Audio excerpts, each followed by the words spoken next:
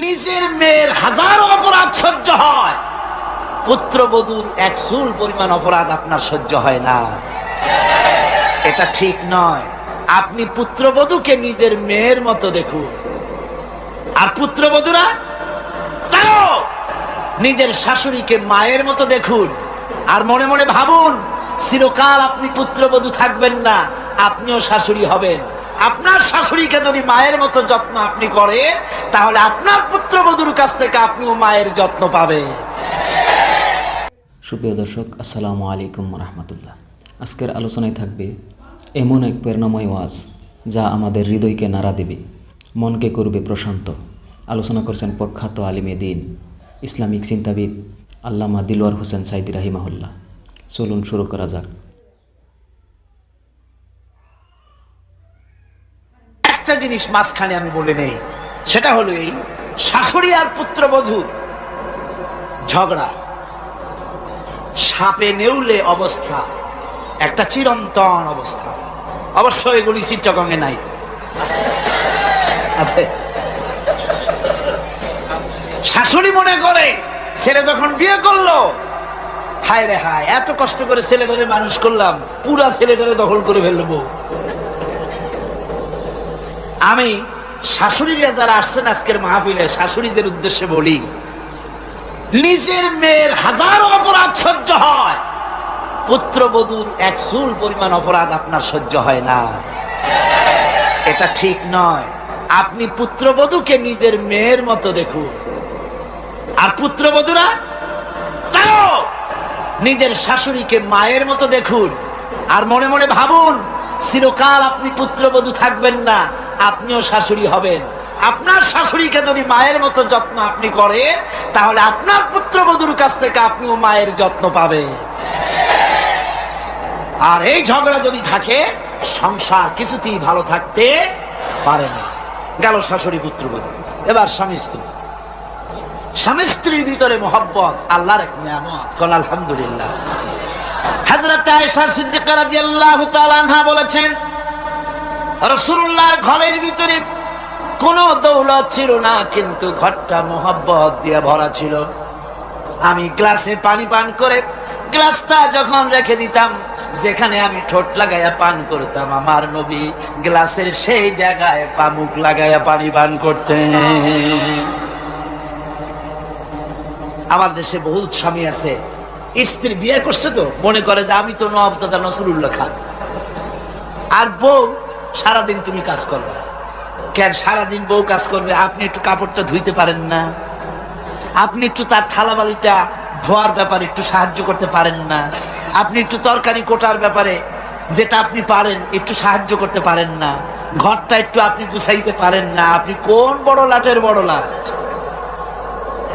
এবার শুনুন রাসূলুল্লাহর আচরণ। হযরত আয়েশা বলেছেন, আল্লাহর নবী দিনের কাজ করে যখন ঘরে ক্লান্ত শ্রান্ত হয়ে ফিরেছেন, এসে দেখেছেন আমার রান্না তখনও শেষ হয় নাই। নবীজি ক্ষুধার্ত ছিলেন, ক্লান্ত ছিলেন, আমার রান্না তখনও হয় নাই। দেখে নবীজির চক্ষু লাল হয় নাই, ভুরু কুঞ্চিত করেন নাই, বিরক্তির ভাব দেখান নাই, ভর্ৎসনা করেন নাই, বরং আমার পাশে বসে তরকারি কুটে অথবা রুটি সেকে আমাকে সাহায্য করেছে। এই ছিল আমার রাসূল। নারীদের প্রতি সহনশীল হও, নারীদেরকে সম্মান করো। চট্টগ্রামের তরুণ যুবকদের বলি, কলেজ বিশ্ববিদ্যালয় হাই স্কুল মেয়েদের যখন ছুটি হয়, নির্লজ্জের মতো কলেজের গেটে মহিলা স্কুলের সামনে দাঁড়ায় থাকো কেন? ঠিক কিনা কর? তোমাদের জ্বালায় মেয়েরা নিরাপদে হাঁটতে পারে না। তুমি মেয়ের লোককে যখন দেখো, পরের একটা মেয়ে, তুমি ভাবতে পারো না এটা আমার মা, এটা আমার বোন? এইরকম চোখে দেখো। নারীকে সম্মান করো। মহিলা স্কুল মহিলা কলেজের সামনে ভিড় করো না, তাদের সহজে যাতায়াত করতে দাও। এটাই ইসলাম বলে। বউকে সাহায্য করো, স্ত্রীকে সম্মান করো, মর্যাদা দাও, সমান অধিকার। তবে এক জায়গায় স্বামীর অধিকার একটু বেশি। সেটা কোথায়? তিরমিজি শরীফের হাদিসে এসেছে, একবার আল্লাহর নবী পাহাড়িয়া এলাকা থেকে যাচ্ছিলেন, জঙ্গলের এক উট এসে নবীজির পায়ের উপরে সেজদায় পড়ে গেল, পায়ের উপরে চুমো খেলো। সাহাবায়ে কেরাম বললেন, ইয়া রাসূলুল্লাহি, পাহাড়ের উট হুজুরের পায়ে সেজদা দিয়া ধন্য হয়ে গেল। হুজুর যদি অনুমতি দিতেন আমরাও হুজুরের কদমে সেজদা দিয়া ধন্য হয়ে যেতাম। নবীজি বলেন, মানুষ মানুষকে সেজদা করা হারাম। আমি যদি মানুষকে সেজদা করার জন্য যদি পারমিশন দিতাম, তাহলে দুনিয়ার সমস্ত স্ত্রীদেরকে বলতাম তারা যেন তার স্বামীর সেজদা দেয়। স্বামীর মর্যাদা এখানে বেশি। রাসূলুল্লাহ আরো বলেছেন, কোন স্ত্রীর মৌত হয় যদি এমন অবস্থায় যে তার স্বামী তার প্রতি খুশি ছিলেন, আল্লাহ রাসূল বলেছেন মেয়ে লোকটি সোজা আল্লাহর জান্নাতে চলে যাবে। স্বামীর মর্যাদা এখানে বেশি। স্বামীকে লক্ষ্য রাখতে হবে, উভয়ের অধিকারের প্রতি যত্নশীল হতে হবে। এরপরে যখন সে মা হয়ে গেল, আমার বন্ধুগণ, নারী যখন মা হয়ে গেল, মর্যাদা তখন তার এত বেড়ে গেল। রাসূলের কাছে প্রশ্ন হলো, হুজুর খেদমত করব কার? হুজুর বলেন, তোমার মায়ের, তারপরে কার? তোমার মায়ের, তারপরে কার? তোমার মায়ের, তারপরে কার? তোমার পিতার। পিতার চাইতে মায়ের মর্যাদা কয় গুণ হলো? 3 গুণ হয়ে গেল। রাসূলুল্লাহ 3 গুণ বাড়ায় দিলেন। সুতরাং আমি বলি আপনাদেরকে, মা আপনার বড় পীর, বাপ আপনার বড় পীর, কোনোদিন ভুলে যাবেন না। কথাটা বারবার বলি, আমি যত জায়গায় মাহফিলে যাই, আমি ওলামারা সবাই বলেন, আমিও বলি, সব জায়গায় মানুষকে স্মরণ করাই দেই, আপনার কাছে আপনার মা বাপের চাইতে বড় পীর আর নাই। কারণ পীর সাহেবের দোয়া যতই আপনি ওলিয়ে কামেল বলেন, যতই হুজুর কেবলা বলেন, তার দোয়া কবুল আপনার জন্য হতেও পারে, নাও হতে পারে। 50-50 কথা ঠিক কিনা কন? কিন্তু রাসূলুল্লাহ গ্যারান্টি দিয়েছেন 3 জনের দোয়া অবশ্যই কবুল হয়ে যাবে। তার ভিতরে একজন হলো মাজলুম, যদি দোয়া করে কবুল হবে। একজন হলো মুসাফির, দোয়া কবুল হবে। আর একজন হলো মা বাপ, যদি দোয়া করে আল্লাহর দরবারে, আল্লাহ রাব্বুল আলামিন অবশ্যই দোয়া মঞ্জুর করে নেবেন। মা বাপের কাছে দোয়া চাও। ভাইরা, মনে কিছু করবেন না, আপনি আপনার হুজুর কেবলারে দাওয়াত করিয়া বিরিয়ানি খাওয়াবেন, খুশি করতে পারবেন না, যেহেতু এর আগে উনি আর এক জায়গা দিয়া 4-5 পদের বিরিয়ানি খাইয়ে আসছে। আপনি হুজুরের 5,000 টাকা দিয়ে খুশি করতে পারবেন না, যেহেতু হুজুর আর এক বড় লোকের কাছ থেকে 50,000 টাকা হাদিয়া পাইছে। আপনি একটা শাল দিয়ে হুজুরকে খুশি করতে পারবেন না, যেহেতু অনেক দামি শাল হুজুরকে আরেকজনে হাদিয়া দিয়েছে, ঠিক কিনা? কিন্তু আপনি যদি আপনার মা কি এই বেদানার দিনে বাজারে বাজারে পথে ঘাটে বেদানা পাওয়া যায়, আঙ্গুর পাওয়া যায়, ভালো ভালো ফল পাওয়া যায়, এগুলো কিনে নিয়ে মায়ের কাছে বসে বেদানা খুঁড়ে, মা কথা বলতে পারে না, বুড়ি হয়ে গেছে, মায়ের কাছে বসে মায়ের মুখে যদি তুলে দেন, আল্লাহর আরশ খুশি হয়ে যাবে, দোয়া মঞ্জুর হয়ে যাবে। হযরত বাইজিদ বুস্তামি ওই ঘটনা কে না জানে, রাতের আধারে পানির জন্য চাইলেন, ছেলে পানি পাইল না, ছোট্ট মানুষ, পানি আনতে কোথায় চলে গেল, এসে দেখে মা ঘুমানো, পানি নিয়ে দাঁড়ানো। রাত চলে গেছে, ফজরের পর দেখে ছেলে কাঁপে, হাতে পানি। বাবা তুমি কাঁপো কেন? গ্লাস নিয়ে বলল, মা গভীর রাত্রে পানি চেয়েছিলেন, দিতে পারি নাই, বহু দূর থেকে পানি এনে দেখি ঘুমায় গেছো। তা তুমি ঘুমাও নাই কেন? ঘুমাইলাম না মা, আবার যদি পানি চান সময় মতো যদি দিতে না পারি আপনার কষ্ট হবে, সেই জন্য পানি নিয়ে আমি দাঁড়ায় আছি। বাইজিদের মা বাইজিদের হাতের থেকে পানি নিয়ে পান করে, কম্বলটা গায়ে দিয়া বাচ্চাদের শোয়ায় দিয়া উযু করে ফজরের নামাজ পড়ে সেজদায় গিয়া মায়ের চোখের থেকে পানি পড়ছে। মা বলে, রব্বুল আলামিন, আমি বাইজিদের মা, আমি যতই গুনাহগার হই না কেন, মায়ের দোয়া বাচ্চার জন্য কবুল হয় বলে তোমার হাবিব বলেছেন। আমার ছোট্ট বাইজি আমার জন্য যা করেছি, আমার কলিজা ঠান্ডা হয়ে গেছে। রব্বুল আলামিন, তুমি আমার বাইজিকে সুলতানুল আরিফিন বানাইয়া দাও। দোয়া মঞ্জুর। সুবহানাল্লাহ। ভাইরা, খবরদার ভুল করবেন না। আপনার সবচাইতে বড় পীর আপনার বাবা। সবচাইতে বড় পীর কে? আমি এবার বোনেদের ব্যাপারে, আমার বোনেদের ব্যাপারে শেষ কথা বলবো। ইসলাম আপনাকে অধিকার দিয়েছে লেখাপড়া করার, প্রশাসনিক দায়িত্বশীল হওয়ার অধিকার আছে, আর্মিতে যাওয়ার অধিকার আছে, সব অধিকার আছে পুরুষের। যত অধিকার ইসলামী রাষ্ট্রে আপনার তত অধিকার, কোনোটা খাটো নাই। তবে ক্ষেত্র ভিন্ন, পর্দার সাথে থাকতে হবে। রাসূলুল্লাহ আল্লাহ পাক বলেছেন এমন একটা চাদর পরো যেই চাদরটা পরলে মাথাটা, গলাটা, বুকটা ঢেকে যায়। কোনোদিন ভুলে যাবেন না কথাটা, বারবার বলি আমি যত জায়গায় মাহফিলে যাই। আমি ওলামারা সবাই বলেন, আমিও বলি, সব জায়গায় মানুষকে স্মরণ করাই দেই, আপনার কাছে আপনার মা বাপের চাইতে বড় পীর আর নাই। কারণ পীর সাহেবের দোয়া যতই আপনি ওলিয়ে কামেল বলেন, যতই হুজুর কেবলা বলেন, তার দোয়া কবুল আপনার জন্য হতেও পারে, নাও হতে পারে। 50-50 কথা ঠিক কিনা কন? কিন্তু রাসূলুল্লাহ গ্যারান্টি দিয়েছেন 3 জনের দোয়া অবশ্যই কবুল হয়ে যাবে। তার ভিতরে একজন হলো মাজলুম, যদি দোয়া করে কবুল হবে। একজন হলো মুসাফির, দোয়া কবুল হবে। আর একজন হলো মা বাপ, যদি দোয়া করে আল্লাহর দরবারে, আল্লাহ রাব্বুল আলামিন অবশ্যই দোয়া মঞ্জুর করে নেবেন। মা বাপের কাছে দোয়া চাও ভাইয়া, মনে কিছু করবেন না। আপনি আপনার হুজুর কেবলারে দাওয়াত করে বিরিয়ানি খাওয়াবেন, খুশি করতে পারবেন না, যেহেতু এর আগে উনি আর এক জায়গা দিয়া 4-5 পদের বিরিয়ানি খাইয়ে আসছে। আপনি হুজুরে 5,000 টাকা দিয়ে খুশি করতে পারবেন না, যেহেতু হুজুর আর এক বড় লোকের কাছ থেকে 50,000 টাকা হাদিয়া পাইছে। আপনি একটা শাল দিয়া হুজুরকে খুশি করতে পারবেন না, যেহেতু অনেক দামি শাল হুজুরকে আর একজনে হাদিয়া দিয়েছে, ঠিক কিনা? কিন্তু আপনি যদি আপনার মাকে, এই বেদানার দিনে বাজারে বাজারে পথে ঘাটে বেদানা পাওয়া যায়, আঙ্গুর পাওয়া যায়, ভালো ভালো ফল পাওয়া যায়, এগুলো কিনে নিয়ে মায়ের কাছে বসে বেদানা খুলে, মা কথা বলতে পারে না, বুড়ি হয়ে গেছে, মায়ের কাছে বসে মায়ের মুখে যদি তুলে দেন, আল্লাহর আরো খুশি হয়ে যাবে, দোয়া মঞ্জুর হয়ে যাবে। হযরত বাইজিদ মুস্তামিদ ওই ঘটনা কে না জানে, রাতের আধারে পানির জন্য চাইলেন, ছেলে পানি পাইল না, ছোট্ট মানুষ, পানি আনতে কোথায় চলে গেল, এসে দেখে মা ঘুমানো, পানি নিয়ে দাঁড়ানো। রাত চলে গেছে, ফজরের পর দেখে ছেলে কাঁপে, হাতে পানি। বাবা তুমি কাঁপো কেন?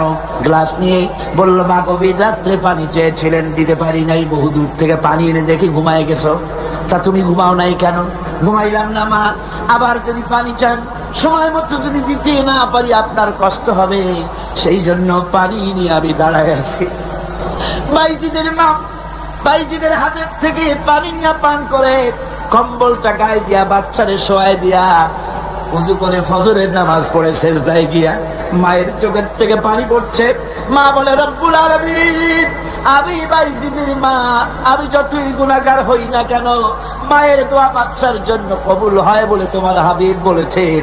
আমার ছোট্ট বাইজিদ আমার জন্য যা করেছে, আমার কলিজা ঠান্ডা হয়ে গেছে। রব্বুল আলামিন, তুমি আমার বাইজিদকে সুলতানুল আরিফিন বানাইয়া দাও। দোয়া মঞ্জুর, সুবহানাল্লাহ। ভাইয়া খবরদার ভুল করবেন না, আপনার সবচাইতে বড় পীর আপনার মা বাপ। সবচাইতে বড় পীর কে?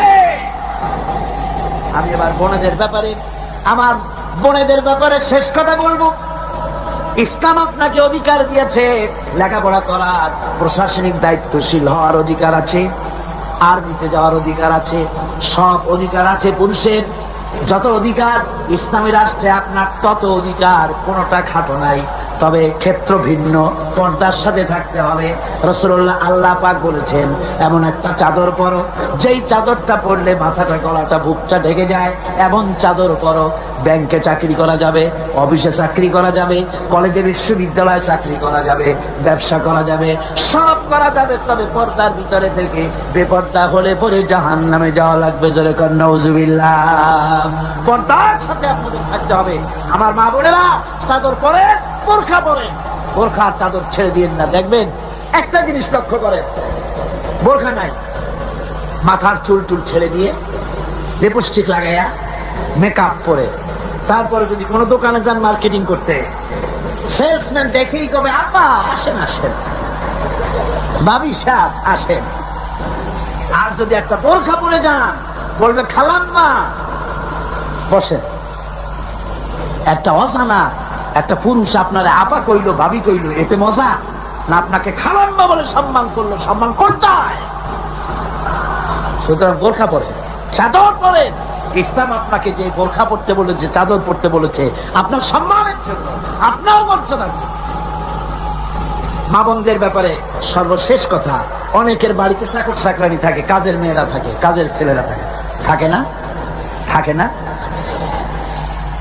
অনেক বাড়িতে কাজের মেয়ে লোক, কাজের লোক থাকে, কিন্তু গৃহকর্ত্রী এই কাজের লোকগুলির উপরে, চাকর চাকরানির উপরে এত জুলুম করে যে জুলুম মধ্যযুগেও ছিল না। ঠিক কিনা? কোথায় কোথায় মারধর করে, নিজেরা যা খায় তার থেকে নিম্নমানের খাবার দেয়, ভালো শোবার পায় না, ভালো খাবার পায়। আর মার তো আছে। আমার মা বোনেরা, তিরমিজি শরীফের হাদিস শুনুন। আল্লাহর নবী বলেছেন, শ্রমিকের উপরে, কাজের লোকদের উপরে যে অত্যাচার করবে, অধিকার আদায় করবে না, কিয়ামতের দিন সে আল্লাহর জান্নাতে যেতে পারবে না। আপনি যতই নামাজ রোজা করেন, আল্লাহর দরবারে জান্নাতে যাওয়া যাবে না, যেহেতু আপনি জুলুম করেছেন কাজের লোকদের প্রতি, শ্রমিকদের প্রতি। শ্রমিকের প্রতি জুলুম করা যাবে না। মা বোনদের কথা শেষ। এবার আমি বলবো, এই বীর চট্টলার যুবকদের ব্যাপারে কথা বলবো। ও যুবকেরা, ও তরুণেরা, আমি যখন বললাম বিনা যৌতুকে বিবাহ করবে কারা, প্রথমে বলেছিলাম ছেলের বাপেরা হাত তোলেন, তো দেখা গেল হাত উঠলো খুবই কম। ঠিক কিনা? তার মানে হলো ছেলের বাপ, বেশি বয়সের লোক এখানে আসছে কম। যখন বললাম অবিবাহিত যুবকেরা হাত তোলে, তখন আমার মনে হয় 95% হাত উঠেছে। কোন সুবহানাল্লাহ? 80 অথবা 90 পর্যন্ত হাত উঠেছে। তাহলে বোঝা গেল কি, জওয়ানেরা এসেছে বেশি। জোরে কোন সুবহানাল্লাহ। এই জন্যই খাদানিদের কলিজায় আগুন, নির্মূলীদের কলিজায় আগুন। যুবকেরা মাহফিলে যায় কেন? ওরা আবার ঘৃণা দিবস পালন করে। সবাই আসতেছে, গোটা জাতি তোমাদের বিরুদ্ধে বমি আর পায়খানা দিবস পালন করবে। কপাল পোড়া, কপাল পোড়া। জোরে বলেন কি পোড়া? কপাল পোড়া। তো আজ এই বীর চট্টলার যুবকদেরকে, তরুণদেরকে বলতে চাই, ইসলামে তোমার মর্যাদা সবচাইতে বেশি। সুবহানাল্লাহ। জোরে কোন সুবহানাল্লাহ, জোরে কোন আলহামদুলিল্লাহ। ও তরুণেরা, ও যুবকেরা, তোমাদের ব্যাপারে আল্লাহর নবী পরিষ্কার করে বলেছেন, হাসরের কিয়ামতের দিন আরশের ছায়া ছাড়া যেদিন কোন ছায়া থাকবে না, ওই দিন আরশে আজিমের নিচে 7 শ্রেণীর লোকেরা ছায়া পাবে। তার মধ্যে এক শ্রেণী হচ্ছে ওয়াশাবুন নাশা ফি ইবাদাতিল্লাহ। ওই সব যুবক যারা রাতে রাত কাটাইছে আল্লাহর ইবাদতে, চোখের পানি ফেলেছে, নামাজ পড়েছে, তিলাওয়াত করেছে। সুবহানাল্লাহ। আমার যুবকেরা, তোমাদের বলি, ইসলামের দিকে ফিরে আসো। তোমরা আমাদের সোনামণি, তোমরা আমাদের হীরকখণ্ড, তোমরা আমাদের কলিজার টুকরা, তোমরা দেশের সম্পদ, তোমরা এই দেশের মণিমাণিক্য, তোমরা দেশের মেরুদণ্ড। কিন্তু তোমাদের হাতে অস্ত্র দিয়ে সন্ত্রাসী বানাইলো কারা? কে বানালো তোমাদের সন্ত্রাসী? আজ কেউ কেউ হয়তো তোমাদের বলেন, যুবকেরা সব মসজিদে যাও। কোন কোন নেতা নেত্রী বলেন, কিন্তু নামাজ পড়তে না, মসজিদে যাও, ইসলামের রাজনীতি কারা করে তাদের ঠেকাইতে যাও। ঠিক কিনা? ওই সব চালাকি আমরা ভালো করে বুঝি। তরুণেরা, তোমার নেতারা তোমাকে কি দেয়? যুবকের হাতে সভা পায় বই, সভা পায় খাতা, সভা পায় কলম। তোমার হাতে যারা স্ট্যান্ডার্ড তুলে দিল, বন্দুক তুলে দিল, রাইফেল তুলে দিল, রিভলভার তুলে দিল, তারা তোমার নেতা নয়, তারা তোমার দুশমন, তারা নিকৃষ্ট শয়তান। যারা বলেন তারা কি? শয়তান। যারা ছাত্রের হাতে অস্ত্র দেয় তারা শয়তান। যারা বলেন তারা কি? আরো জোরে কোন তারা কি? আমি যুবকদের বলতে চাই, যুবকেরা, তোমাদের নেতারা কি কখনো বলে, ও যুবকেরা 5 ওয়াক্ত নামাজ ঠিক মতো পড়ো? বলে? মা বাপের খেদমত করো? বলে? কোরআন শরীফ সহি করে পড়ো? বলে না। বরং অমুকের মিটিং ভেঙে দাও, অমুক জায়গায় যায় বোমা মারো, কত টাকা লাগবে না, ওই টাকা দেয়, মদ দেয়, নারী দেয়, অস্ত্র দেয়। এরা তোমাদের দুশ্মন। আর যে ছেলেগুলি ভালো, সেই ছেলেগুলির বিরুদ্ধে তোমাদেরকে লেলিয়ে দেয়। কথা ঠিক কিনা? আজ স্পষ্ট করে বলি, বাংলাদেশে বলা হয় শিবির রক কাটে, বলে না? এদেশের দেশ পরিচালনার শীর্ষস্থানে বসা এমন এক ব্যক্তির সঙ্গে আমার কথা হচ্ছিল। তিনি বললেন শিবির তো রক কাটে। আমি বললাম আপনি দেখছেন? কয় না, আমার তো দেখার কথা না। জানলেন কি করে? বলল যে পত্র পত্রিকায় লেখে, সব পত্রিকায় আসে শিবির সমানে রক কাটে। আমি বললাম পত্রিকার সকল কথা কি আপনি বিশ্বাস করেন? সব পত্রিকায় লেখে, যখন বিশ্বাস না করে যাই কই। আমি বললাম তাহলে তো পত্রিকায় সব কথাও লেখে বর্তমান সরকার অযোগ্য, অথর্ব, অদক্ষ, দেশ চালাইতে পারে না, এটাও বিশ্বাস করেন? বেচারি আটকে গেল, জবাব দিতে পারলো না। এই কথাটা কেন মাথায় ঢোকে না? একটা মানুষের রক কাটা সহজ না গুলি করে মারা সহজ? কোনটা সহজ? যেখানে অস্ত্র পাওয়া যায়, লাখ লাখ অস্ত্র পাওয়া যায় চিরমাদবের মতো, সেইখানে একটা মানুষ ঠাইসা ধরিয়া তার রকটা কাটতে তো সময় লাগে। সে চিৎকার মারতে পারে, লোকজন ডাকতে পারে, রক কাটতে কেন গুলি করে তোমার বেরোতে পারে। সুতরাং আসল কথা হলো, শিবিরের মতো একটা পবিত্র ছাত্র সংগঠন থেকে গোটা নতুন প্রজন্মকে মাহরুম করার জন্য এই অপপ্রচার শুরু হয়েছে।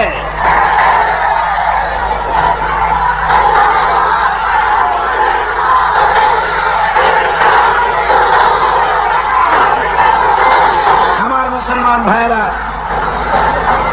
এজন্য আমি বলতে চাই, আমার ভাইদেরকে বলতে চাই, তোমরা একটুখানি যাদের বিরুদ্ধে লেগেছো, একটুখানি যায় দেখো রাতের আধারে এই ছেলেগুলি কি করে, ওদের রিপোর্ট দেখো।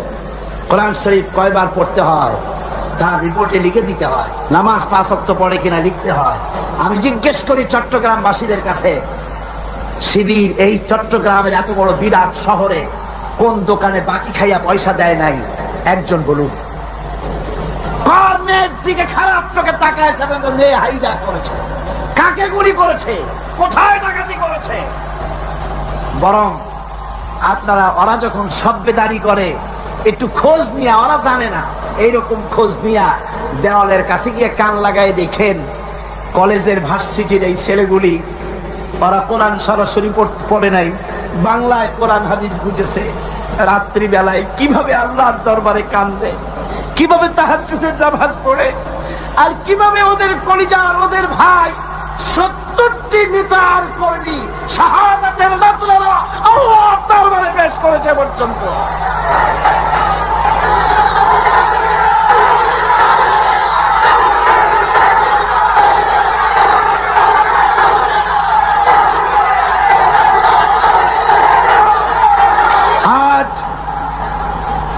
আমি আজ এই বিশাল জনসমুদ্রের পক্ষ থেকে বলতে চাই, চট্টগ্রাম বিশ্ববিদ্যালয়ের বাইরে একটা ছেলেকে কে বা কারা মারলো, সেই জন্য বিশ্ববিদ্যালয় বন্ধ করে দেওয়া হলো। কতদিন কেউ জানেন না? 2 মাস। 14,000 ছাত্র ছাত্রীর ভবিষ্যৎকে অনিশ্চিত করে দেওয়া হলো। আমরা প্রতিটি হত্যার বিচার চাই, প্রতিটি হত্যার নিন্দা করি, কিন্তু কোন মন্ত্রীর কথা মতো বিশ্ববিদ্যালয় বন্ধ করে রাখা যাবে না। বিশ্ববিদ্যালয় কোন মন্ত্রীর শ্বশুর বাড়ির আবদার নয়, যৌতুক নয়।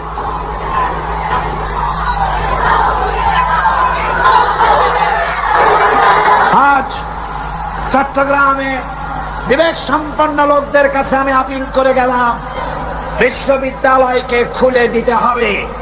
এই 14,000 ছাত্র ছাত্রীদের ভবিষ্যৎকে জলাঞ্জলি দেওয়া যাবে না।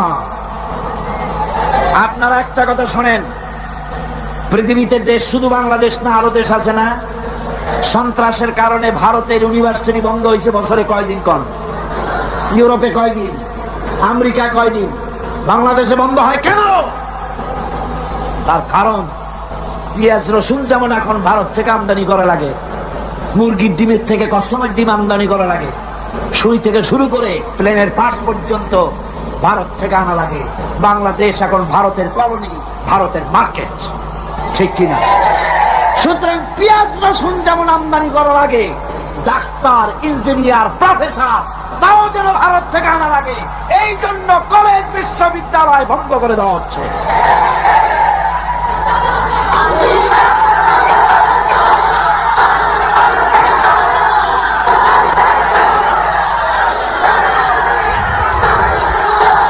আমি তরুণদের, জওয়ানদের বলবো, বাংলাদেশকে সত্যি যদি ভালোবাসো তাহলে ভারতীয় মুক্ত বাজার অর্থনীতির নামে ভারতের সম্পদ দিয়ে যেভাবে ভারতীয় বাজার দিয়ে বাংলাদেশকে নষ্ট করা হয়েছে, এর প্রতিবাদে তোমাদেরকে রুখে দাঁড়াতে হবে।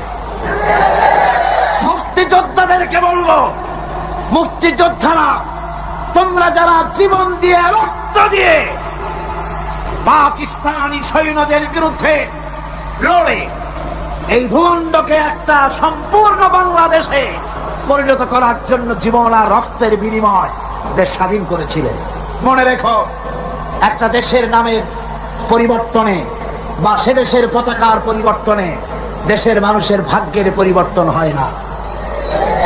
মুক্তিযুদ্ধ করে দেশ স্বাধীন হয়েছে ঠিকই, কিন্তু দেশের মানুষের ভাগ্যের উন্নতি হয় নাই। মুক্তিযোদ্ধাদের বলবো, তোমরা আমাদের প্রিয় সন্তান, তোমাদেরকে আরেকটা যুদ্ধ করতে হবে। সেই যুদ্ধ করবা কোরআনের শাসনের জন্য।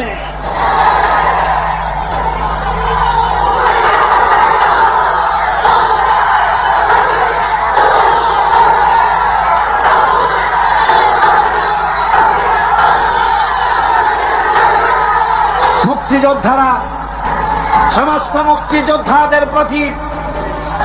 মুক্তিযোদ্ধাদের প্রতি আমার আবেগ ভরে আবেদন রইল, বাংলাদেশকে ইসলামী শাসন প্রবর্তন করার জন্য আপনারা আপনাদের অবদান রাখুন। কিয়ামতে পুরস্কার পাবেন আল্লাহর দরবারে, কোনো সন্দেহ নাই। যুবকদের ব্যাপারে সর্বশেষ কথা, কোরআন পড়ো, হাদিস পড়ো, বখাটেপনা, মাস্তানিপনা, সাদাবাজি বন্ধ করো। সত্যিকারের মুসলমান হয়ে আল্লাহর দ্বীনের দিকে এগিয়ে আসো। জান্নাত তোমাদের জন্য অবধারিত। বুড়া মানুষ একটাও ভেসতে যাবে না কিয়ামতে।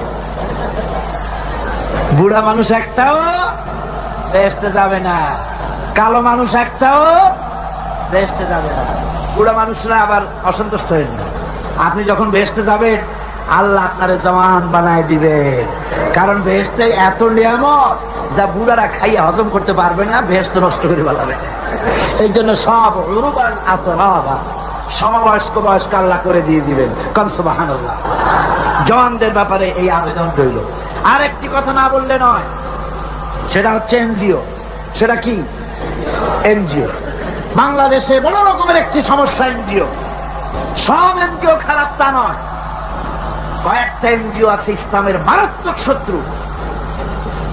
বাংলাদেশে ইসলামের শ্রেষ্ঠ শত্রু হচ্ছে ব্র্যাক, 2 নম্বরে কারিতাস, 3 নম্বরে অক্সফাম।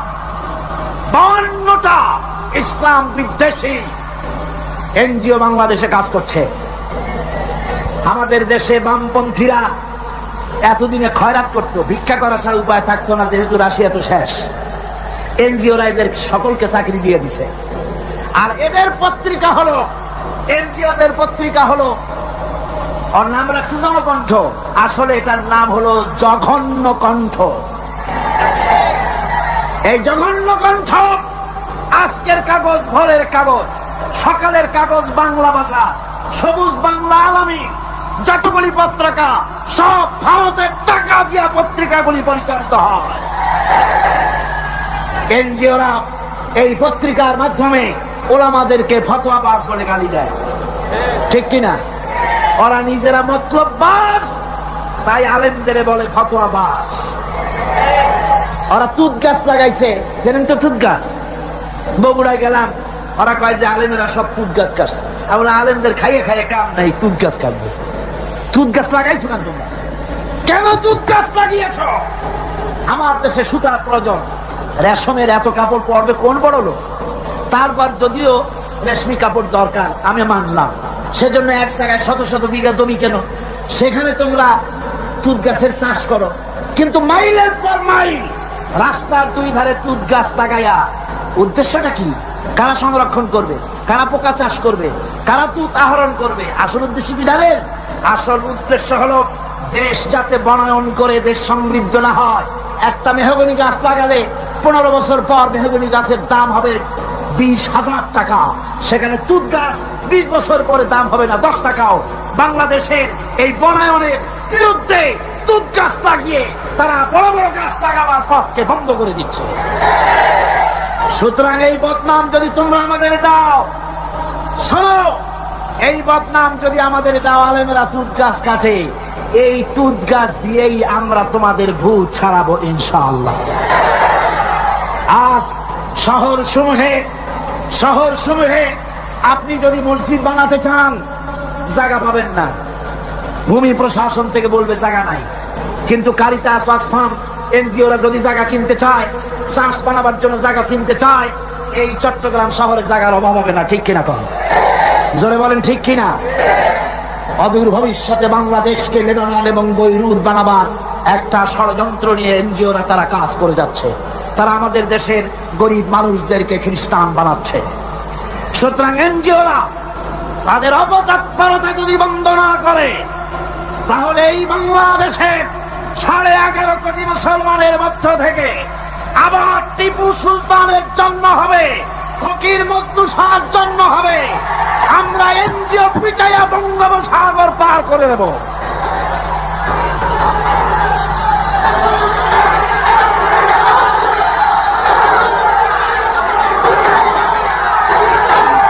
আমার মুসলমান ভাইরা, আমাদের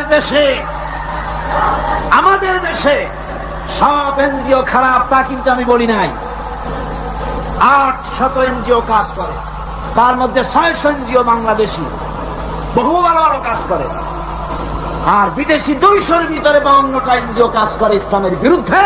তার ভিতরে শ্রেষ্ঠ হচ্ছে ব্রাক। একটা বাড়িতে যদি 5টা ছেলে বেকার থাকে আর একটা মেয়ে আছে, বেকার 5টা ছেলেরা তারা চাকরি দেবে না, চাকরি দেবে মেয়ে লোকটাকে। কম ঠিক কিনা? জোরে কোন ঠিক কিনা? আমাদের মেয়েদেরকে বেপরদা করেছে, মোটর সাইকেলে চড়িয়েছে, ইজ্জত নষ্ট করেছে, বাংলাদেশের পারিবারিক বন্ধনকে বিনষ্ট করেছে। সুতরাং এই শয়তানি আমরা আর চলতে দেব না বাংলাদেশে ইনশাআল্লাহ। জোরে কোন ইনশাআল্লাহ। ভাইরা আমার, এরপরে আমার কথা হচ্ছে সাংবাদিক ভাইদের জন্য। সাংবাদিক ভাইরা যারা সাংবাদিকতা করেন, এটি একটি মহান পেশা। কোন আলহামদুলিল্লাহ। এই মহান পেশার দায়িত্ব যারা নিয়েছেন, আপনার একটা খবরে দেশের মধ্যে উত্তেজনার সৃষ্টি হতে পারে, আবার একটা বস্তুনিষ্ঠ সংবাদ পরিবেশনের কারণে উত্তেজনা প্রশমিত হতে পারে। ঠিক কিনা? সেজন্য সাংবাদিক বন্ধুদের বলবো, নিজের মত, দলের মত সংবাদ পরিবেশনায় যেন প্রভাবিত করতে না পারে, নিরপেক্ষভাবে বস্তুনিষ্ঠ সংবাদ পরিবেশনের চেষ্টা করুন। আমি দুঃখিত, এই চট্টগ্রাম এত বড় শহর, সবগুলি ন্যাশনাল পত্রিকার হেড অফিস, ন্যাশনাল পত্রিকার অফিস এখানে আছে কি নাই? আছে কি নাই? একটা মেয়ে লোকের খেমটা লক্ষ হলে পরে পত্রিকার প্রথম পৃষ্ঠা আসে, লক্ষ লক্ষ জনতার ঢল নামলো, তোমাদের ক্যামেরাম্যান কোথায়, তোমরা কোথায় জিজ্ঞাসা করি। সুতরাং ইসলামের সাথে দুশ্মনী করো না। সময় একদিন আসবে যেদিন তোমরা নিজেরা এসে অনুমতি চাবা একটু খবর নিয়ে যায়। ইনশাআল্লাহ সময় আসবে, ইনশাআল্লাহ ইনশাআল্লাহ। হুজুর যখন প্রথম উমরা করতে গেলেন, চাবি চাইছিলেন চাবির দ্বার রক্ষকের কাছে, চাবি তো দিলই না, আরো গালাগালি দিয়ে দিল। সাহাবীরা বললেন, হুজুর অর্ডার দেন, ওর কল্লারে নামাই দি। হুজুর কয় না। এরপরে যেদিন ফতে মক্কার দিন, সেই দিন চাবিওয়ালা আসছে, এসে কয় হুজুর ঘরের মধ্যে ঢুকবেন না, এই নেন চাবি। হুজুর চাবি নিলেন, দরজা খুললেন, ভিতরে ঢুকলেন, মূর্তি ফেলাই দিলেন, নামাজ পড়লেন, বেরিয়ে এসে বললেন নাও এই চাবি তোমার কাছে থাকবে, কোন জালিম ছাড়া এই চাবি তোমার কাছ থেকে কেউ নিতে পারবে না। সুবহানাল্লাহ, এর নাম ইসলাম। আজ পর্যন্ত ওই চাবি সেই বংশের লোকের থাকে, ফাহাদের বাপেরও ক্ষমতা নাই এই চাবি নেওয়ার, কারণ রাসূল বলেছে জালিম ছাড়া এই চাবি কেউ নেবে না। সুবহানাল্লাহ। আমরা সাংবাদিক ভাইদেরকে সম্মান করি, সেই সম্মানের মূল্য দেবেন। আমরা কথা বলি জাতিকে রক্ষা করার জন্য, দেশের স্বাধীনতার সার্বভৌমত্বকে টিকিয়ে রাখার জন্য। আমরা বাজে গপ্প করি না, আজে বাজে কথা বলি না, আজে বাজে গাল গপ্প বলে সময় নষ্ট করি না। জাতির চরিত্র গঠন, দেশের সার্বভৌমত্ব রক্ষার জন্য চেষ্টা করি।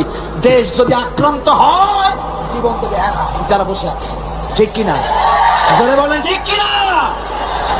সুতরাং কথাগুলি যথাযোগ্যতার সাথে সাংবাদিক ভাইয়েরা পরিবেশন করুন। আপনাদের জন্য এটাই রইল আমার আবেদন। এরপরে আমি বলবো ওলামা সমাজের ব্যাপারে কথা বলবো।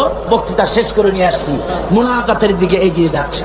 ওলামাদের ব্যাপারে বলবো, ওলামা হাজারাত, আপনারা হচ্ছেন দ্বীনের আমানত আপনাদের কাছে। আলহামদুলিল্লাহ, এই মাহফিলে আমি যদি হাত উঁচু করতে বলি, কয়েক হাজার আলেম ওস্তাদ এখানে আছে। এমনকি মাহফিলের ভিতরে মঞ্চে জায়গা দেওয়া তো সম্ভব না। আমারে যারা পড়াইতে পারে, আমি যাদের জুতা বহন করার যোগ্যতা রাখি না, এরকম বড় বড় আলেম এই মাহফিলের মধ্যে বসা আছে। কোন সুবহানাল্লাহ, জোরে কোন আলহামদুলিল্লাহ। আমি ওলামাদের খেদমতে আরজ করব, আসুন আমরা এক হই, নেক হই, ঐক্যবদ্ধ ভাবে গোটা জাতিকে সহি রাহনুমাই দেওয়ার তৌফিক আল্লাহ যেন আমাদের দেন। জোরে কোন আমিন। ওলামাদের মধ্যে গালাগালি দেওয়া, ফতোয়াবাজি করা, এগুলি বন্ধ করে দিতে হবে। এগুলো আগের থেকে অনেক কমছে, ঠিক কিনা? কোন কমছে কিনা? আলহামদুলিল্লাহ, অনেক কমেছে। আগে তো খালি কইতো কাফের, ও কাফের, সে কাফের, পরে যে কাফের মনে না করে সেও কাফের। ওই কাফের মরলে পরে কবরে যে ঘাস হয়, সেই ঘাস যে গরুতে খায় সে গরু কাফের।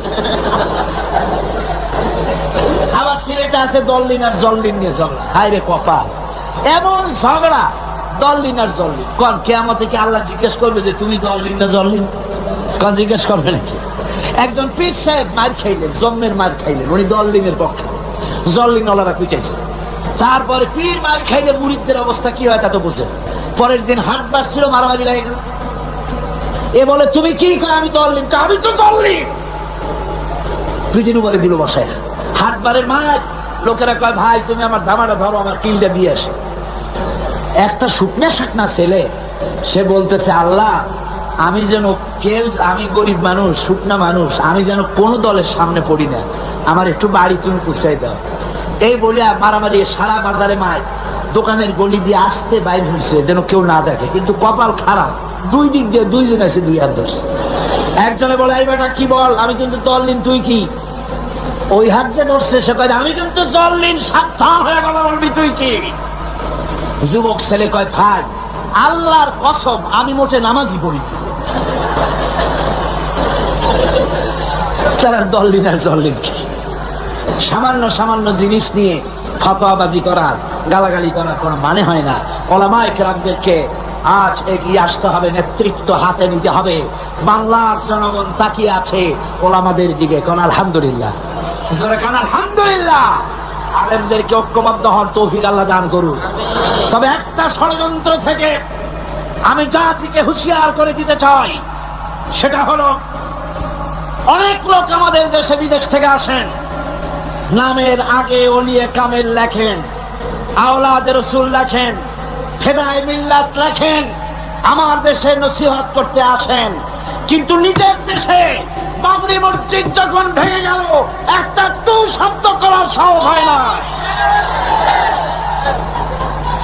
আদমে বোম্বাই, কর্ণাটক, দিল্লি, মাদ্রাস, আহমেদাবাদ, ক্যালকাটা, আসাম, মুর্শিদাবাদ, হাজার হাজার মুসলমানের রক্তের বন্যা বয়ে যায়।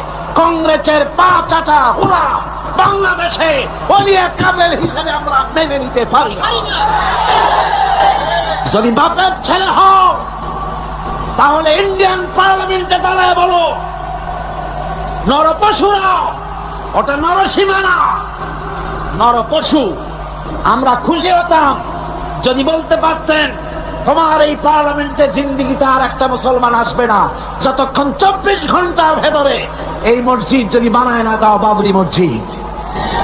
বাপের বেটা হও, নিজের দেশে কথা বলো, আমার দেশে অলির অভাব নাই, আলেমের অভাব নাই। কাজে মানুষকে ফাঁকি দেওয়া, প্রতারণা করা বরদাস্ত করা হবে না, বরং টাকা দিয়ে আমার দেশের রাজনীতির ভিতরে তারা নাক গলাতে আসে। ঠিক কিনা কর, যারা বলেন ঠিক কিনা? ইন্ডিয়ার এই ষড়যন্ত্র থেকে গোটা জাতিকে এবং ওলামায়ে কেরামকে আমি সচেতন করে দিতে চাই। বন্ধুগণ, আল্লাহ রাব্বুল আলামিন আমাদেরকে তৌফিক দিন ষড়যন্ত্রের হাত থেকে বেঁচে এই বাংলাদেশকে আল্লাহর কোরআনের রাষ্ট্রে যেন পরিণত করে দিতে পারি। এই তৌফিক যেন আল্লাহ দেন, জোরে কোন আমিন। এখন মোনাজাত হবে, মোনাজাতের জন্য দাঁড়ানো ভাইয়েরা সবাই বসে পড়ো। যত মুসলমান আছে সব বসে পড়ো, কেউ আর দাঁড়িয়ে থাকবেন না। মোনাজাত, কেউ আর দাঁড়িয়ে থাকবেন না। প্রশাসনিক দায়িত্বশীল ব্যক্তিবর্গ যারা আছেন তাদেরকে অনুরোধ করব, ডিসি, এসপি, জজ, ম্যাজিস্ট্রেট, ডিএনও, এই ধরনের দায়িত্বশীল যারা আছেন তাদেরকে অনুরোধ করব ইনসাফের উপরে ভিত্তি করে প্রশাসনিক দায়িত্ব পালন করবেন। লক্ষ্য রাখতে হবে, খেয়াল রাখতে হবে, আল্লাহর কাছে আপনাদেরকে একদিন আল্লাহর কাছে জবাবদিহি করতে হবে। কথা ঠিক কিনা? মন্ত্রী হন, প্রেসিডেন্ট হন, প্রশাসনে যারা আছেন হক বিচার করবেন, ন্যায় বিচার করবেন। কোন দলের কথা মতো বিবেককে বিক্রি করবেন না। অনেক সময় আছে, আমি তো জানি অনেকের সঙ্গে মহব্বত আছে, একজন পুলিশ সুপারিনটেন্ডেন্ট, পুলিশ কমিশনার আমার কাছে বলছিলেন, কোন এক জেলার পুলিশ কমিশনার আমাকে বলছিলেন যে যে কাজটা করলাম বিবেকের বিরুদ্ধে, চাকরি রক্ষা করতে গিয়ে করতে হলো। বললাম, ইমানের বিরুদ্ধে, বিবেকের বিরুদ্ধে যদি চাকরি করতে হয়, এমন চাকরি বাদ দিয়া পানের দোকান দিয়ে খান, তাও আপনার সম্মান বাঁচবে, আল্লাহর কাছে ইজ্জত বাঁচবে। সুতরাং দলের কথা নয়, প্রশাসনিক দায়িত্বশীল ভাইদের বলবো, দলের কথা মতো নয়, আইন মতো, আইনের শাসন প্রতিষ্ঠা করার জন্য বদ্ধপরিকর হন। কারণ টেলিফোনে কোন হাইজাকার, কোন লুটেরা, কোন বদমাশ, কোন লুচ্ছা, কোন খুনিকে ছেড়ে দিবেন না, তাতে চাকরি যদি চলে যায় যেতে পারে। ঠিক কিনা? পুলিশ ভাইদের বলবো, আপনাদের বিরাট দায়িত্ব। পুলিশ ভাইরা, আপনাদের বিরাট দায়িত্ব। যে কোনো গভর্নমেন্ট আসুক, আপনাদের কাজের কোনো অভাব নাই, কষ্টটা আপনাদেরই বেশি হয় সব সময়। আপনারা ঘুষ বিবর্জিত জীবন যাপন করুন, মানুষের প্রতি ইনসাফ করুন। আল্লাহ রাব্বুল আলামিন আপনাদেরকে যারা পাহারা দেয়, আর্মি, বিডিআ, পুলিশ, যারা শান্তি শৃঙ্খলা এবং আইন শৃঙ্খলা পরিস্থিতি রক্ষার জন্য যারা পাহারা লাগায়, তাদের সম্পর্কে রাসূল বলেছেন, আল্লাহর নবী বলেন, মুসলিম দেশের সীমান্ত এলাকায় আইন শৃঙ্খলা রক্ষার জন্য যারা পাহারা লাগায় 1টা ঘন্টা, তাহলে সারা রাত লাইলাতুল কদরের হাজর আসওয়াদের সামনে দাঁড়ায়া সারা রাত ইবাদত করলে যত সওয়াব পাওয়া যাবে, 1 ঘন্টা মুসলিম দেশের পাহারা দিলে সেই সওয়াব পাওয়া যায়। আপনাদের চাকরি, আপনাদের ইবাদত, হালাল রুজি খান, ঘুষকে শুকরের মাংসের মতো মনে করুন। হালাল রুজি খাইয়া নামাজ পড়ুন, 5 ওয়াক্ত ডিউটির ভাগে ভাগে 5 ওয়াক্ত নামাজকে আদায় করুন। মানুষের উপরে জুলুম করবেন না। অনেক ট্যাক্সিওয়ালা আছে, খামোখা ট্যাক্সি ট্রাক রাস্তায় ধরিয়া একেবারে অহেতু তার কাছ থেকে 5 টাকা 10 টাকা আদায় না করিয়া ছাড়ি না, বহুত কষ্ট দেয়, ওরা কষ্ট পায়, ওরা বদদোয়া করে। আপনি টাকা পেলেন ঠিক, কিন্তু ট্যাক্সিওয়ালা, রিক্সাওয়ালা বদদোয়া করলো, এই বদদোয়াটা লেগে গেল। আইনে যদি কিছু হয় সেটা ভিন্ন কথা, কিন্তু বেআইনি ভাবে কার উপর অত্যাচার করবেন না। আল্লাহ পাক পুলিশ ভাইদের প্রতি রহম করুন, আর্মি, বিডিআর সকলের প্রতি রহম করুন। সকলের জন্য দোয়া হবে। এখন একটু ঘোষণা আছে, ঘোষণা শুনুন, তারপরে আমরা মোনাজাত করব। লাইলাতুল মেরাজের এই পবিত্র মোনাজাতে সকলে অংশগ্রহণ করবেন, কেউ বাদ যাবেন। এখন মোনাজাত, বইপত্রের শেষ কথা অধ্যাপক মুফিজুর রহমান সাহেব বলেছেন, ইমানের অগ্নি পরীক্ষা। যে ইমানের কথা এতক্ষণ শুনেছেন, গত 4 দিন শুনেছেন, ইমানের অগ্নি পরীক্ষা কয়েকজনে দাম জিজ্ঞেস করেছেন। এটা যারা চেপেছে ঢাকায় আমার লেখা ইমানের অগ্নি পরীক্ষা, এটার হাদিয়া যারা চেপেছে তারা নিয়ে গেছে মাত্র 35 টাকা করে। ইমানের অগ্নি পরীক্ষা জিকির আজগার সহ এর মধ্যে আছে, যাওয়ার সময় খরিদ করে নিয়ে যাবেন। আল্লাহ পাক সকলকে তৌফিক দিন। মুনাজাতের আগে আসুন আমরা তওবা পড়ি। সবাই পড়েন আউযুবিল্লাহি মিনাশ শাইতানির রাজীম। সব ভাই নামাজের কায়দায় বসেন, নামাজের কায়দায় বসুন, আর কেবলামুখী তো হয়েই আছে। আউযুবিল্লাহি মিনাশ শাইতানির রাজীম। বিসমিল্লাহির রহমানির রহিম।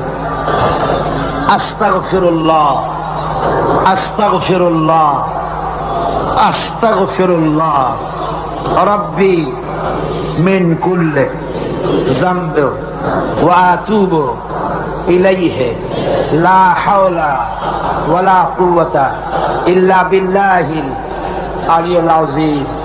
আয় আল্লাহ তাআলা, আমি আর জীবনে কখনো শরীয়তের ওজর ছাড়া ফরজ নামাজ, ফরজ রোজা ছেড়ে দেব না। সবাই বলেন ইয়া আল্লাহ।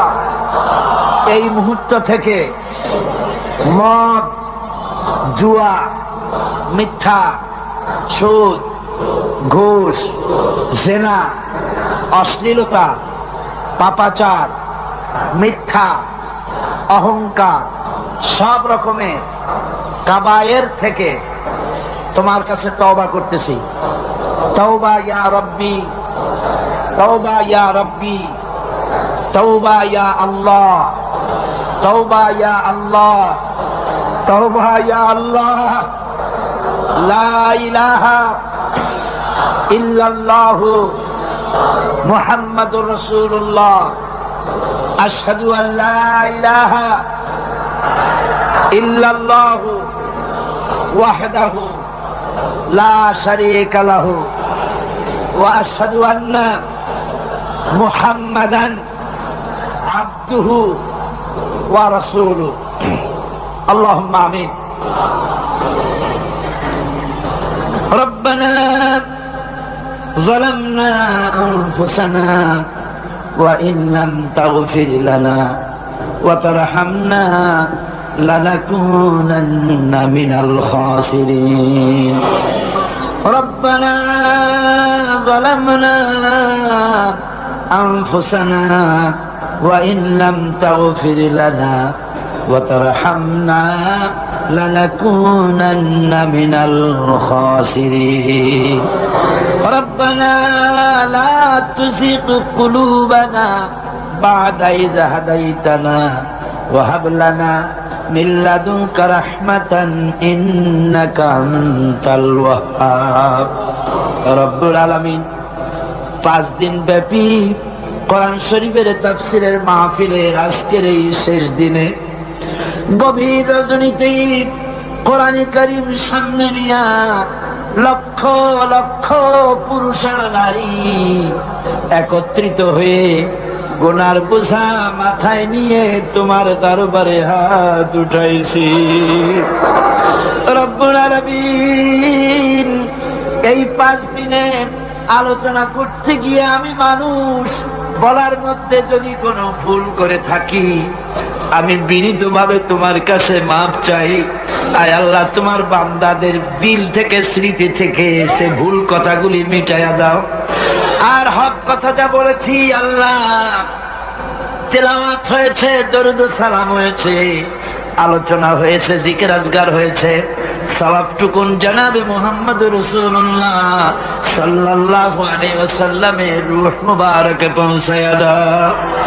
রব্বুল আলামিন, আদম আলাইহিস সালাম থেকে নিয়ে আজ পর্যন্ত পৃথিবীর মাটির নিচে যত মুমিন মুমিনাত শুয়ে আছে আল্লাহ সকলকে তুমি মাফ করে দাও। রব্বুল আলামিন, এই মুহূর্তে মনে পড়ে গেল আমাদের বাপজানের কথা, আম্মা জানের কথা মনে পড়ে গেল। রব্বুল আলামিন, আমরা আমাদের জনম দুঃখিনী মা যাদের হারায়া গেছে আল্লাহ, এক একটা অক্ষর মা, আর সারা দুনিয়ার মধু এই একটা অক্ষরের ভিতরে।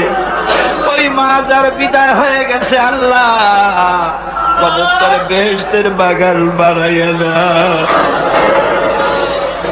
মায়ের বুকে চড়ে মায়ের দুধগুলো চুচে চুচে খেয়ে মাকে কষ্ট দিয়েছি। পৌষ মাসে মাঘ মাসে প্রস্রাব করে দিয়েছি। ভিজা জায়গায় মা নিজে শুয়ে কলিজার টুকরা সন্তানটাকে বুকের উপরে নিয়ে সারাটা রাত কাটাইয়া দিয়েছে। নিজে না খায়া ছেলের মুখে খাবার দিয়েছে। কান্না শুনলে পরে হাজারো কাজ ফালাইয়া রাখা বাচ্চাকে কোলে নিয়ে শত চুমা দিয়া কান্না মুখে হাসি ফুটাইল যে মা। আল্লাহ ওই মা যার বিদায় হয়ে গেছে, আল্লাহ কবরটারে বেহেশত বানাইয়া দাও। রব্বুল আলামিন আমাদের আব্বা জান আমাদেরকে লেখাপড়া শিখাবার জন্য, বাড়িঘর জায়গা জমি করার জন্য কত কষ্ট করেছে। আমাদের আব্বা যাদের মারা গেছে, আল্লাহ আমাদের আব্বাকে জান্নাতুল ফেরদাউস নসিব করে দাও। রব্বুল আলামিন সকলে সম্মান করে ডাকে, নাম ধরে কেউ তো ডাকে না, বানায় ফেলেছি আল্লাহ।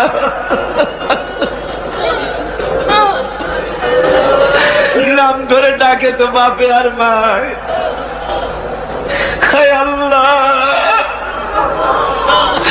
আমাদের বাপজান আমাদের মা যাদের মারা গেছে কবরগুলি বেহেশত বানাইয়া দাও। রব্বির হামহুমা কামা রাব্বায়ানি সগীরা। সবাই পড়েন রব্বির হামহুমা কামা রাব্বায়ানি সগীরা। আল্লাহ আমাদের আব্বা আম্মা যাদের বেঁচে আছে, আল্লাহ আমরা অনেক কারণে অনেক সময় খেদমত যেমনটি করা দরকার পারি না। রব্বুল আলামিন মা বাপ যাদের বেঁচে আছে সুস্থ রাখো, ভালো রাখো, খাতেমা বিল খাইর করো। অনেকে মায়ের জন্য দোয়া চেয়েছেন, কারো মায়ের পা ভেঙে গেছে, কারো মার অসুস্থ হয়ে আছে। আল্লাহ সকলের মা যাদের বেঁচে আছে সুস্থ করো, ভালো করো। রব্বুল আলামিন আমাদের দাদা দাদি নানা নানি আত্মীয় স্বজন যারা কবরে শুয়ে আছে, ওদের তুমি যদি শাস্তি দাও তাহলে শাস্তি থেকে বাঁচাবার কেউ নাই। আর যদি তুমি মাফ করে দাও আল্লাহ, তাহলে ঠেকাবার মতো কেউ নাই।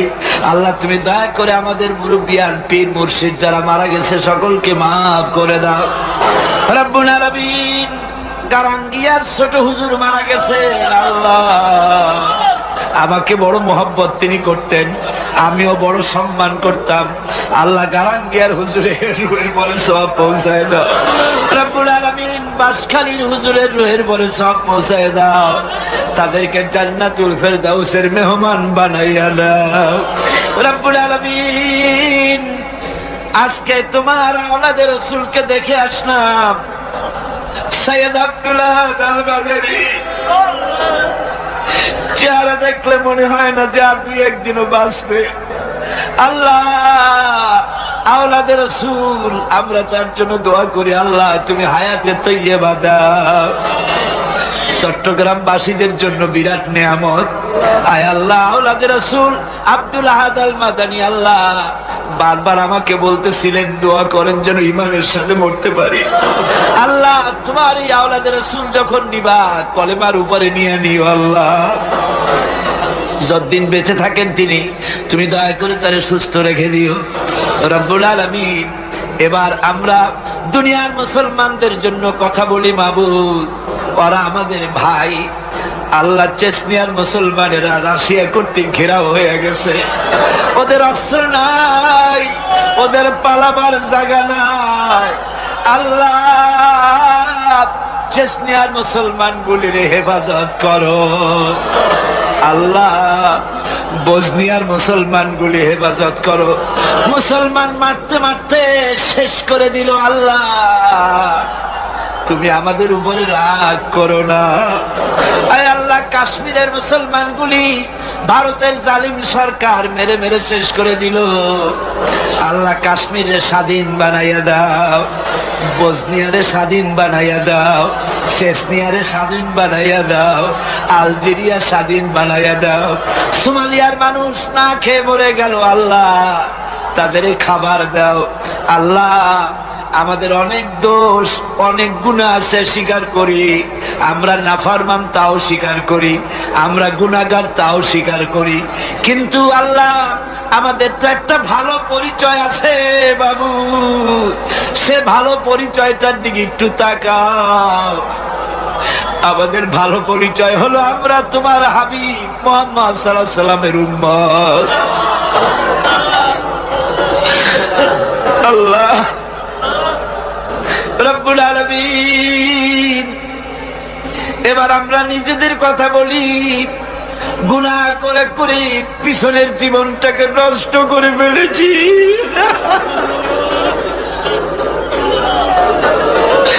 গুনাহ ছাড়া কিছু নাই, নাফরমানি করছি। কোন গুনাহ বাদ আছে যা করি নাই?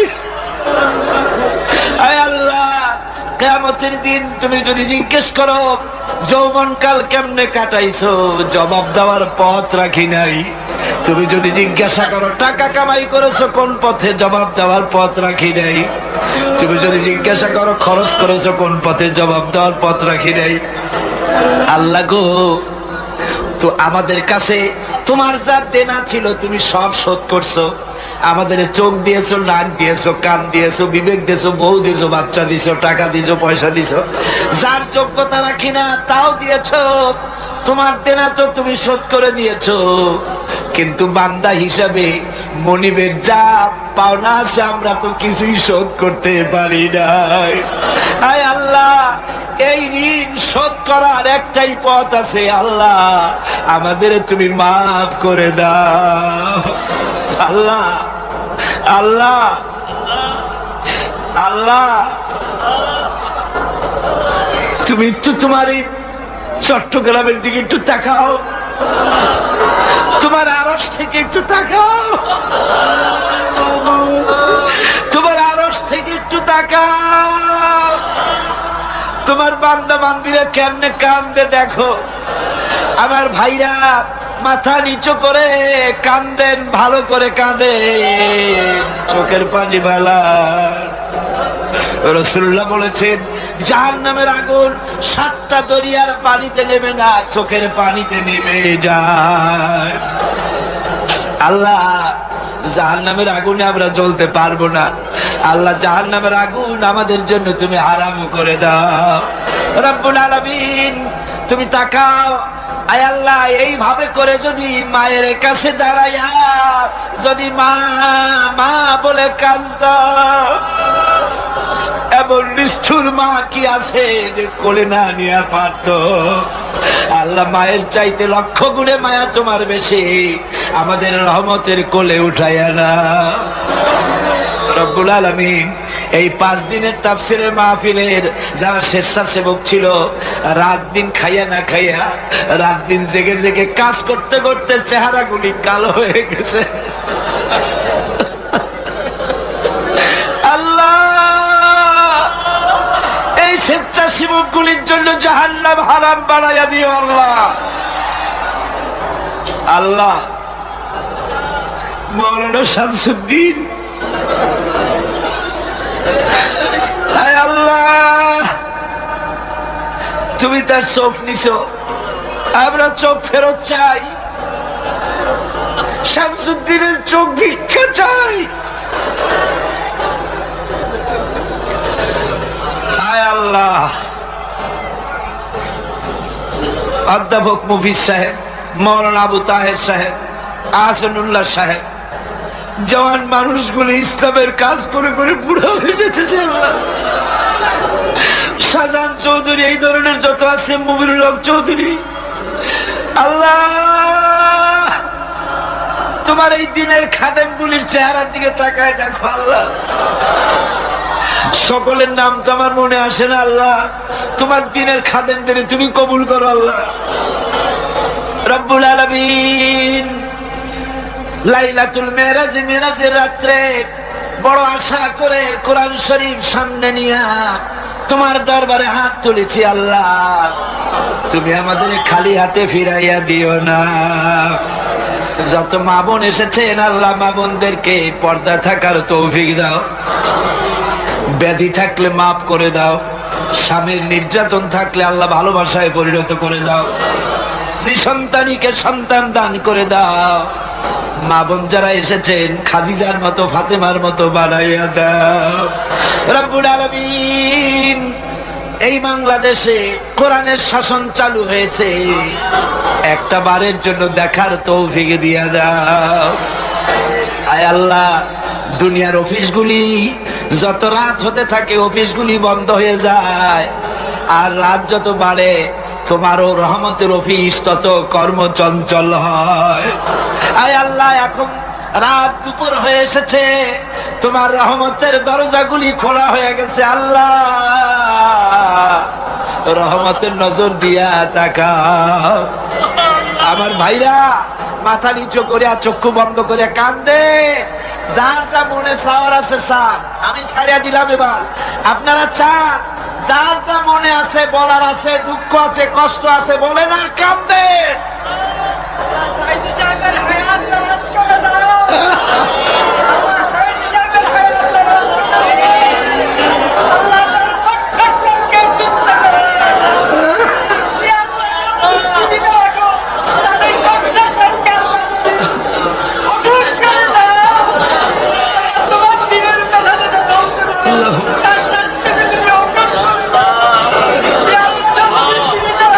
আমি আমি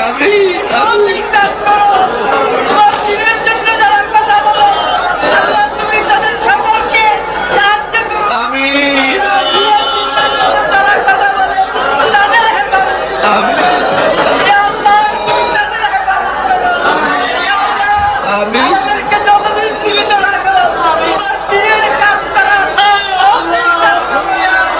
রব্বুল আলামিন,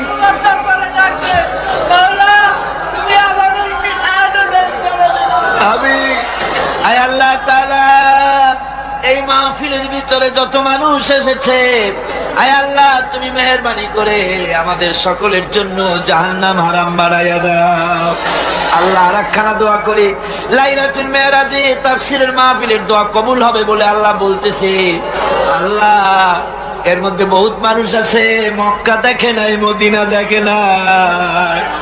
আল্লাহ, যারা মক্কা মদিনা দেখে নাই, হজ করার তৌফিক আল্লাহ সকলকে দিয়ে দাও রব্বুল আলামিন। তোমার হাবিবকে তামাম জিন্দেগির ভিতরে একটা রাতে রাসূলুল্লাহর সঙ্গে আমাদের স্বপ্নে জিয়ারত করাইয়া দিও আল্লাহ রব্বুল আলামিন। আয় আল্লাহ, কোনটা ইসলামী বিশ্ববিদ্যালয় আল্লাহ তুমি মঞ্জুর করে নাও। আল্লাহ, আয় আল্লাহ, ইসলামী বিশ্ববিদ্যালয় মঞ্জুর করে নাও। আয় আল্লাহ, কর্ণফুলী পত্রিকা আল্লাহ কবুল করে নাও রব্বুল আলামিন। আয় আল্লাহ, তোমার কাছে কি চাইবো, চাওয়ার আগে অনেক কিছু তুমি দিয়েছো। আয় আল্লাহ, যে যা চাইলো সকলকে আল্লাহ তুমি দিয়ে দাও। আয় আল্লাহ তাআলা, বাংলাদেশের সেনাবাহিনী, বাংলাদেশের বিডিআর, বাংলাদেশের পুলিশ বাহিনী তোমার রহমত দিয়া ঢেকে রাখো আল্লাহ। আল্লাহ, বাংলাদেশের বিমান বাহিনী, নৌবাহিনী, সেনাবাহিনী, পুলিশ, বিডিআর সকলকে দ্বীনের মুজাহিদ বানায় দাও। বাংলাদেশের সব ডিসি, সব এসপি, সব জজ, সব ব্যারিস্টার, সব আইনজীবী সকলকে খাঁটি মুসলমান বানায় দাও আল্লাহ। আল্লাহ, দিনদার বানাও, পরহেজগার বানাও। সাংবাদিক ভাইদের উপরে রহম করো, দিনের রাস্তায় চলার তৌফিক দাও। আল্লাহ তাআলা, এই কলেজ কর্তৃপক্ষ প্রতি বছর তাফসীর মাহফিলের জন্য জায়গা দেয়। আল্লাহ, কিয়ামতে ওনাদের জন্য বেহেশতের জায়গা তুমি দিয়ে দিও। আয় আল্লাহ, এই কলেজকে তুমি কবুল করে নিও আল্লাহ। আর একটা দোয়া মনে পড়লো, প্রত্যেক বছর মাহফিলে আনোয়ার চৌধুরী সাহেব যতদিন আমার পেরে ওই হাই স্কুল মাঠে, কলেজিয়েট মাঠে মাহফিল হতো, আমার পাশে বসে আমাকে চা বানায় খাওয়াইতো। বেচারা এখন ঠিক মতো নামাজও পড়তে পারে না, তার কষ্ট শুনেছি। আনোয়ার চৌধুরী সাহেবের উপর আল্লাহ তুমি রহমত করো, তাকে সুস্থ করো। তিনি গারাঙ্গিয়া হুজুরের একজন মুরিদ। আল্লাহ তুমি তার উপরে রহম করো, আল্লাহ তাকে তুমি ভালো রাখো। আয় আল্লাহ তাআলা, এই মাহফিলে যত আলেম ওলামা এসেছেন, বিশেষ করে মুরব্বী হযরত মাওলানা সিদ্দিক আজাদ সাহেব, হায়াতে তাইয়্যিবা দাও, সেহাতে কুল্লিয়া দাও। রামগতির পীর সাহেব এসেছেন, আরো আলেম ওলামা এসেছেন।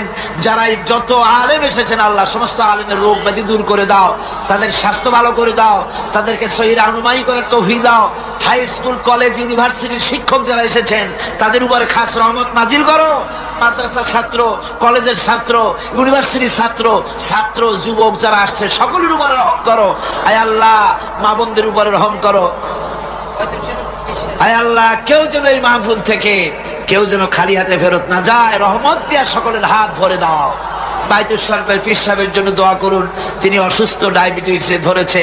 আল্লাহ যেন তাকে স্বাস্থ্য ভালো রাখেন, সুস্থ রাখুন, ভালো রাখেন। তাকে দিয়ে যেন আল্লাহ দ্বীনের খেদমত নেন। আল্লাহর যত হক্কানি ওলি আছে, বুজুর্গ আছে, সকলের উপরে আল্লাহ তোমার রহমত নাজিল করো।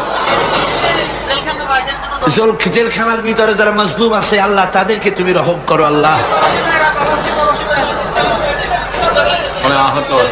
অনেকে আহত আছে, যারা শহীদ হয়েছেন, সকলের প্রতি আল্লাহ তুমি রহম করো।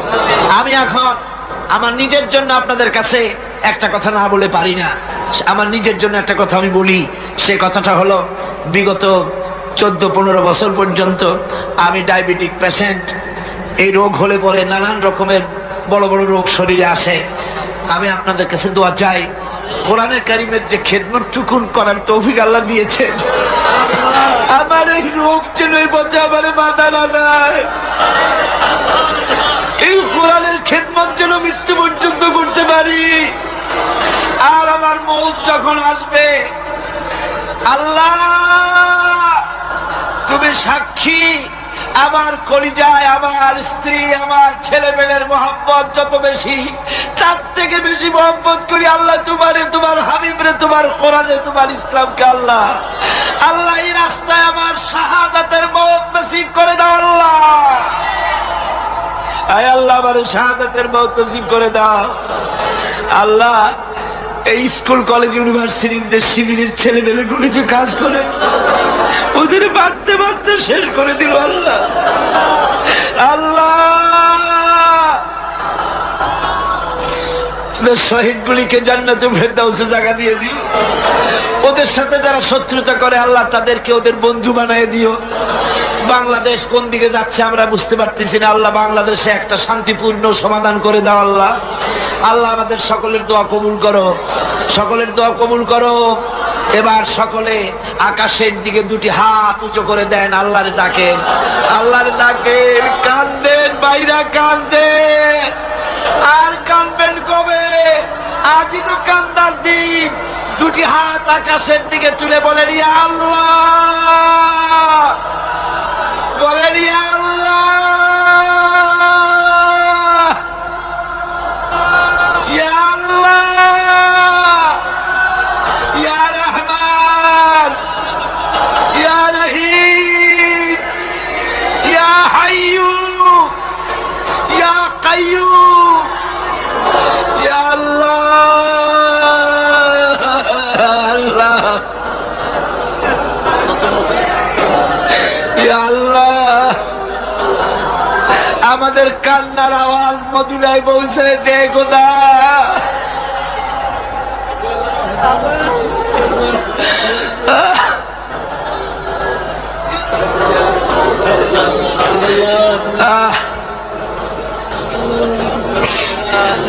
আল্লাহ,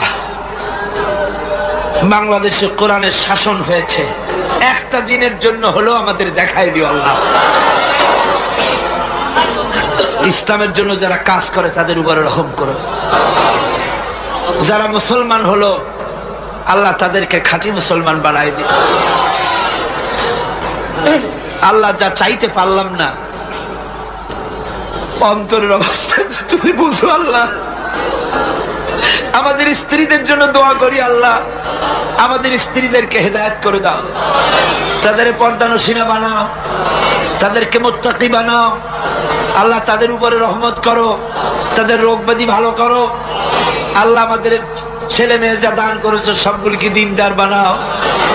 নামাজি বানাও, আমাদের ছেলেমেয়েগুলিকে নামাজি বানাও, নামাজি বানাও।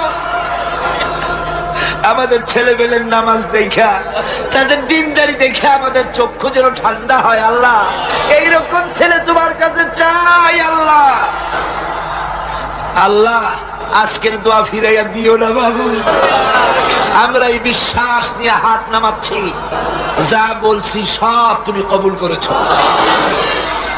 রব্বানা তাকাব্বাল মিন্না ইন্নাকা আনতাস সামিউল আলিম ওয়া তুব আলাইনা ইন্নাকা আনতাত তাওয়াবুর রহিম। সুবহানা রাব্বিকা রাব্বিল ইজ্জাতি আম্মা ইয়াসিফুন ওয়া সালামুন আলাল মুরসালিন আলহামদুলিল্লাহি রাব্বিল আলামিন। ওয়াজআল আখিরা কালিমাতিনা ইনদাল মাউত লা ইলাহা ইল্লাল্লাহু মুহাম্মাদুর রাসূলুল্লাহ। আসসালামু আলাইকুম ওয়া রাহমাতুল্লাহ।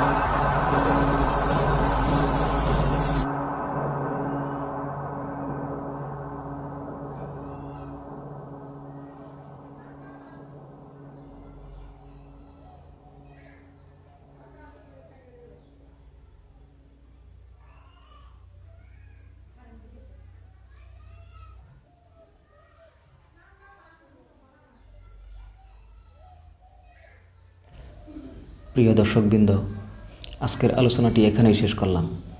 আশা করি আপনাদের হৃদয়ে স্পর্শ করেছে এই ওয়াজটি। নিয়মিত এমন আলোচনা পেতে আমাদের সাথেই থাকুন। আল্লাহ হাফেজ। আসসালামু আলাইকুম ওয়া রাহমাতুল্লাহ।